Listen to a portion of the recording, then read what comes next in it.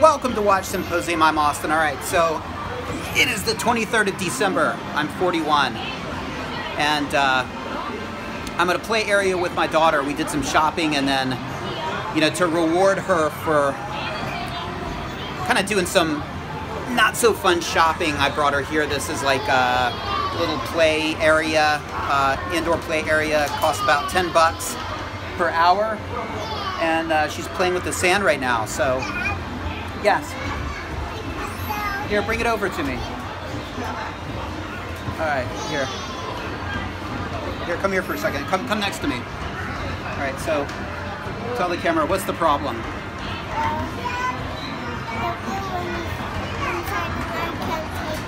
All right, the blue one's inside and you can't get it out? Let's try to fix this. Oh, it's stuck. Oh, let's see. Hold on, we'll try to get it. I might need two hands for this. Okay, I'll be back. All right, did we get it? Yeah! Okay, all right, have fun. Okay, so where was I? I was gonna talk a little bit about a follow-up to the video I made last night. I got a comment from the Marquis. Wristwatch check, by the way.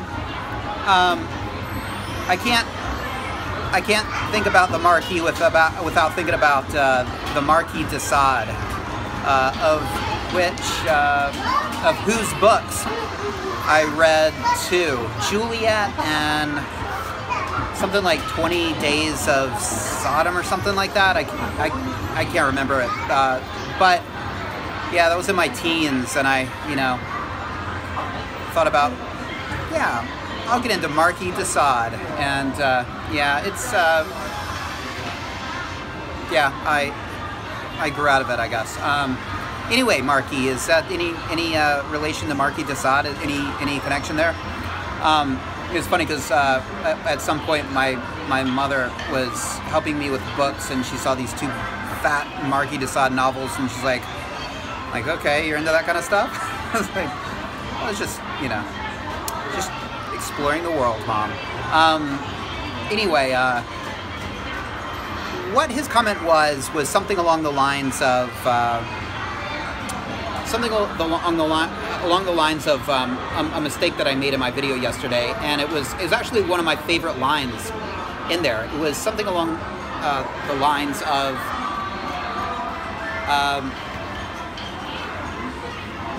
Rolex is a victim of its own quality. I like that. That was my favorite part of yesterday's video.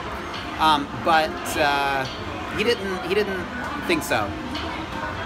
He pointed to the second-hand market being strong as a reason why you really can't get discounted Rolex models. Oh no! Again, we'll see if I can do this one-handed now. So, you know, I did it. All right, here you go. Thank you. You're welcome. So, okay, he's got a point. Yeah, I mean, I agree that the retail market is strong, and that's partially because the second-hand market is strong, but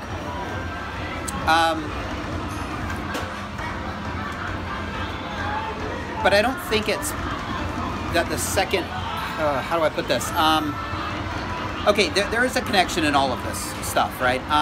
Now, I guess the question is, why is the secondhand market strong? And I think that's a lot to do with the choices Rolex makes. You know, they're really protective of their brand, and, you know, they're the most copied brand, and you've got the history and the, you know, the household name of Rolex, and that's powerful.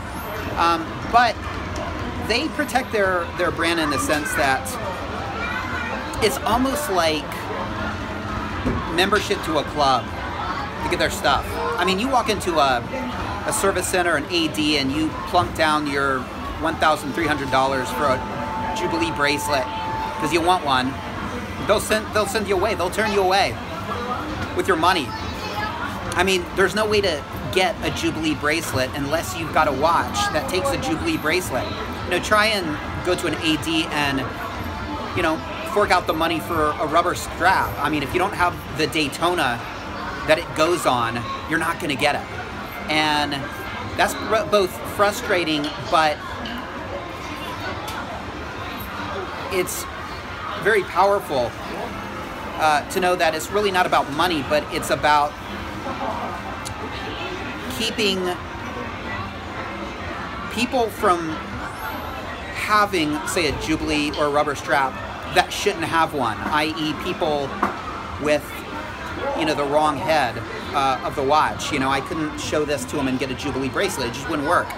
You know, I remember inquiring about a Jubilee bracelet for my GMT Master 2, and, you know, she looked up the reference number and determined that, yes, I could buy one. But it was a question there for a little while.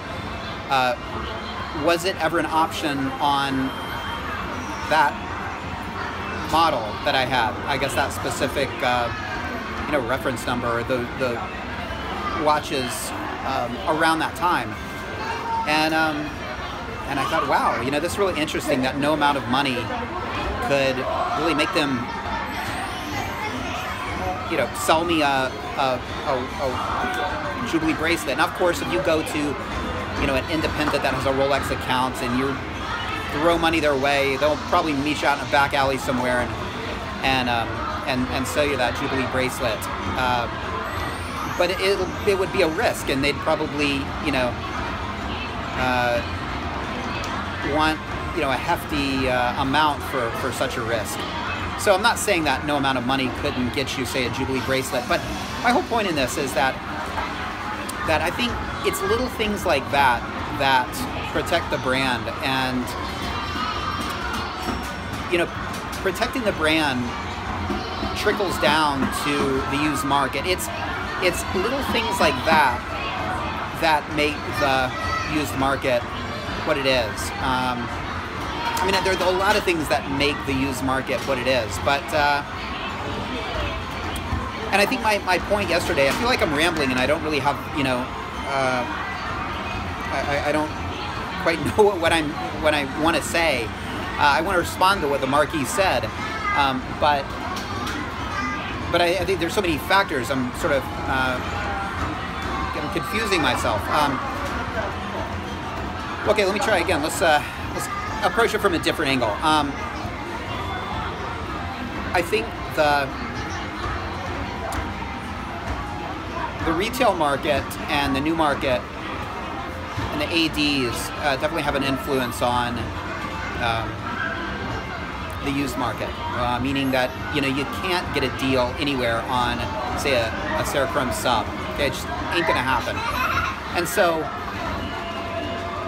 even if you go pre-owned, you'll save a couple thousand, but it's not like, you know, you know, when I got into Rolexes, what I thought I would find. I mean, I thought I could find some sub out there, some old sub for $1,000, and, you know, laugh along with me, right? I mean, there's no Rolex for $1,000, much less a sub. And it is part of what, you know, the ADs do, and the fact that they don't discount. But it really is more to it. You know, it's more to it in the sense that Rolex doesn't come out with like limited edition things. I mean, they do, say the Kermit or the Hulk, but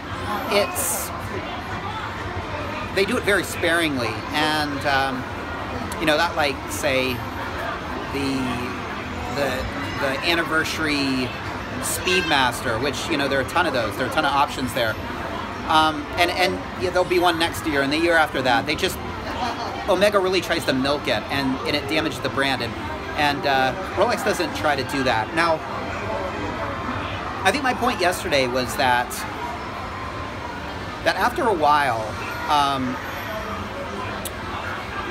Rolex has to ask itself what a potential customer is going to do. And if there are decades of, say, you know, the GMT out on the used market, you know, millions of models, and then they're selling that same model in an AD, well, there's a good chance that a person will choose to buy that same model on the second-hand market, and Rolex doesn't gain squat when that happens unless they take it in for a service. So what they need to do is they need to change the model. And you know, they did change the model in a sense. They put the 3186 movement in some of the latter GMT Master 2s, but I don't think that's enough. You know, your typical person is not thinking movement.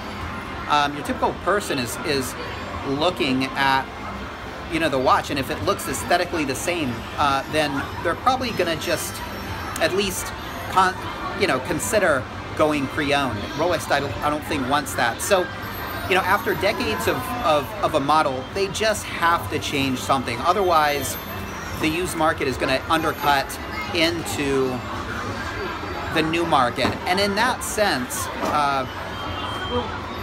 the quality of Rolex does work against it in a way, because these watches last for ages. These watches, and it's a great thing, it's why people buy them, they last for decades, and a 10-year-old watch is still very new. And, you know, it's not like people throw Rolexes away. They keep them going, they keep them serviced. You know, a Rolex, even if a person doesn't want a Rolex, it's a wanted watch, and they know it. It'll wind up on the secondhand market, on the used market. And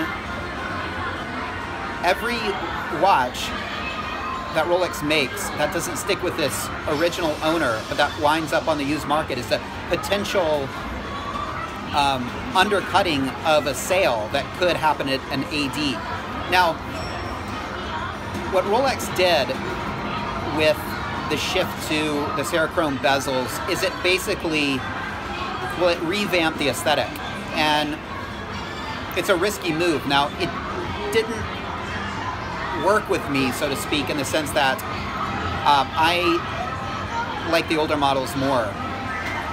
But, you know, Rolex, and this is coming from a Rolex fanboy, I mean, I really like Rolex, and I care what they think about. Meaning, why do I take my watches after I get them to a Rolex service center? Because I want that stamp of approval. That's a big part of it. Yeah, I want it serviced, and I want it cleaned, and I want it, you know, everything checked out. But when Rolex hands you back that watch, it's got that Rolex stamp of approval. They're saying, this is a Rolex watch. Yes, you have a Rolex watch. And yes, you're the owner. And here's your papers, and here's your card. And if anything happens the next 2 years, you bring it back to us. And I like that. I like having the Rolex thumbs up. And so, in that sense, I am sort of a fanboy, but I'm not a fanboy enough to go against what I think are poor aesthetic choices. And let me just break by saying I'm certainly not saying anything negative against any of the current models. I mean, like I wrote to the Marquis, I mean, look, I love chocolate and I love vanilla, and you know, I like both, okay? They're both fantastic. I just, you know, most of the time I shift towards vanilla, that's it. And so by no means do I want anybody to take this like I'm trashing these new models. No, there's a lot going for them internally, and you know, and if you like the aesthetic subjectively, you know, those are likely more up your alley. So don't think that I'm hating on these at all. I'm not. That's not what this is about. But it is about comparing them and making that comparison, and that's because comparison that's got to be made before you buy your Rolex watch. I mean, if you're looking at a GMT, you know, I think you at least deserve to look at the older models and ask yourself, is that the way I should go? You know, could I save $1 that way? Do I like the model more? And so I think, getting back to what I was saying, I think that you know, Rolex changes the aesthetic, and there's a good number of people that will follow them in their choice, meaning they will be fans of the 16710 GMT Master 2 aluminum bezel watch, and they'll be thrilled about the new version, and they'll like it more. And you know, it could be that they like the new stuff, they like the new things, and you know, anything Rolex threw out new that they'd be a fan of. I'm not saying that they're sycophants, but but they're into the new things enough to where they would give Rolex a say in their conception of good aesthetics. And I don't do that as much. You know, I've yet to really talk about what I like or dislike about the current models, and that's coming. But I just want to say that you know, it is a personal choice, and maybe it was just that I was sort of ruined at the age when I saw that first GMT Master 2, and nothing can come close to it. I mean, you know, I might be like one of those little ducklings that imprints on a human and follows them around like they're a mother. Maybe, you know, that seeing that watch just burned into my brain this aesthetic that I really, you know, I can't pretend that it's not, for me, the pinnacle. So, like I said, I want to defend the statement. Rolex, they're a victim of their own quality in the sense that their watches stand the test of time. You know, a Rolex that comes out today is going to be around for 30 years unless something really weird happens to it. That's not the case with Casios. It's not the case with a lot of watches.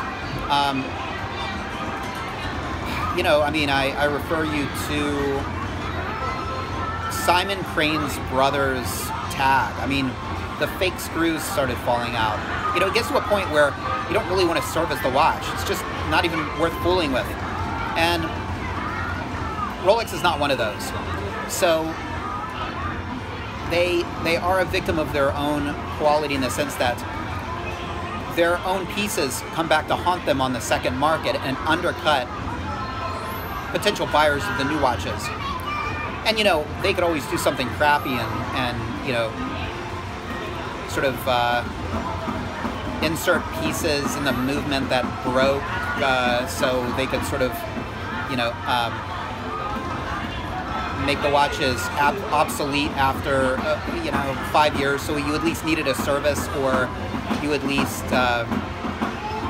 needed to go to them for a service. You know, I'm not conspiracy minded at all, but I've always wondered about the strength of a Parachrome spring, you know, the blue spring. I know that, you know, there's a watch that I considered my ultimate grail for a long time, and that was the 16710 GMT Master 2 M serial, the last incarnation when they started using the Parachrome spring. I mean, those sell for probably about $12,000 right now, if not more, and they're going to go up in the future. They're really rare, but come to find out, there were problems with them, mechanical problems with them, and I don't know if it's an easy fix or not, but that sort of made me take a step back and say, yeah, maybe those Parachrome springs,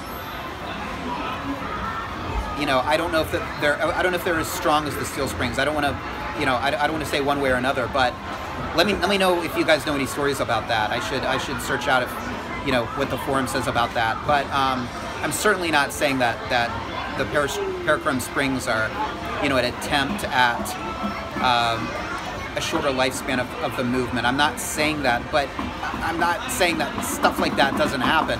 I'm not saying that, you know, Apple doesn't make their watches pretty much, the batteries die after a certain number of years and you can't replace them. That's by design. I mean, that's a shitty way to make you get another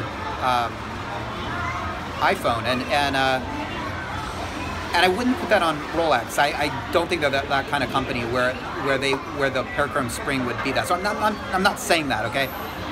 But that stuff does happen in business, and you know, I don't want to just say that Rolex isn't that kind of company. I want to just say that I don't know, and that yeah. Anyway, I'm not saying that the new watches are inferior to the old watches. I'm just saying that I wonder how that parachrome spring ages, and if it lasts as long as what's in, say, you know, this or my GMT Master 2. Anyway, I hope that clarifies. Take care. See you next time.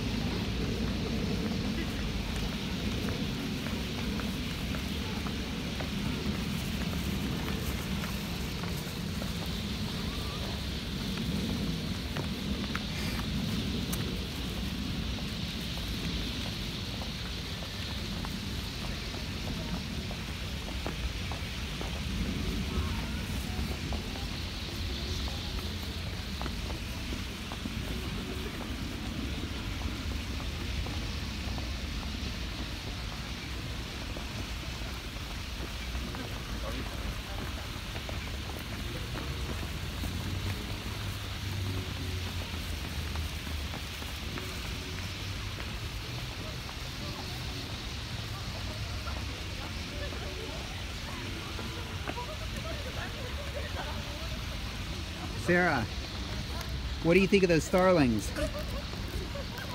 Ready! Yeah. All right, ready to go home? Yes! All right, say bye-bye.